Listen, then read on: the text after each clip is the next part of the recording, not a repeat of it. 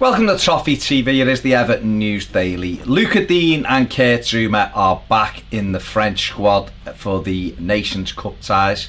Both have done well since moving to Everton. Lucas Digne has been absolutely fantastic so far in his showing in the first team, and Kurt Zouma's been solid and has looked very good for the most part of the games that he's played for Everton, and it's a big boost for those kind of players who've moved to Everton to see that they will be recognised by their national sides, despite Everton not being in Europe or near the top of the league at the moment. So I think it's a boost for Everton, and it's a boost for both of those players. From a personal, selfish point of view, I'd have been happier if they'd just been a Finch farm, but it's good for them, and obviously we want happy players, and it'll give them a chance to refresh and recharge their batteries away with their national sides, I suppose.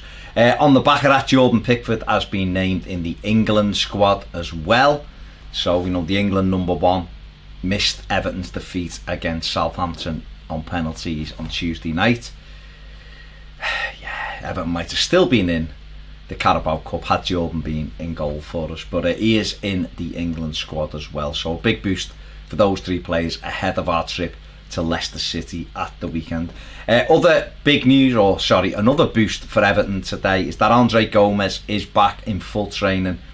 Marco Silva will be delighted to have the Portuguese midfield player available as soon as possible. I think we can all see there's a big gap at the minute in our midfield. No one's really nailing that position down, with the exception of Garner. And it's an opportunity, if we can get Gomes fit. He looks like a player, from what I've seen, who can get us passing. He's quite quick. He's a physical player, big, tall player. And therefore, that's what we need. We need someone who's good on the ball in that position. Tom Davies is peaks and troughs.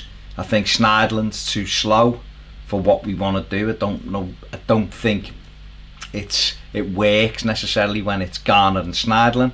I think we look more balanced when it's Garner and Davies, but there's still not enough creativity there.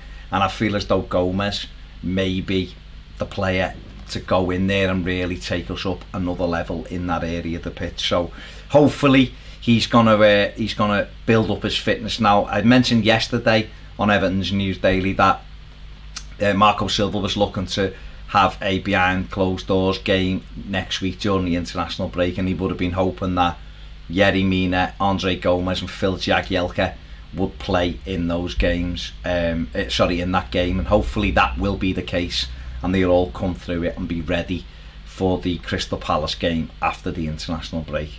So fingers crossed on that. Oumar Niasse has been linked with a move to Galatasaray in January.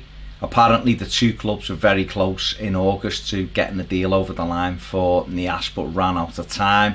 And I don't think Everton's backup striker, I don't think that progressed as much as they'd hoped for Niasse. So, he's had 48 minutes, I think, of Premier League football so far this season. He came on at half time again in the Carabao Cup the other night and was a bit hit and miss. So I think Oumar himself is probably looking to get out the door now and try and get some games. He's 28, he'll want to be playing regular football, and quite clearly he's not going to get that at Everton. And finally, it's Marco Silva's press conference tomorrow, so I'm sure he will give us an update on the fitness of Seamus Coleman, Yerry Mina and of course Andre Gomes ahead of Everton's trip to Leicester. Obviously Gomes won't be included in that squad. Be interesting to see whether Coleman is and whether Mina is, but like I said, we'll know more tomorrow when Marco Silva gives his press conference ahead of the trip to Leicester on Saturday. If you haven't subscribed, please do so. It only takes a second. And if you want more videos, get over and join us on Patreon. And if you've got any spare pennies lying around, don't forget to donate to our Zip Wire Challenge. 100% of the donation goes to Everton in the community. Thanks for watching. See you later on Toffee TV.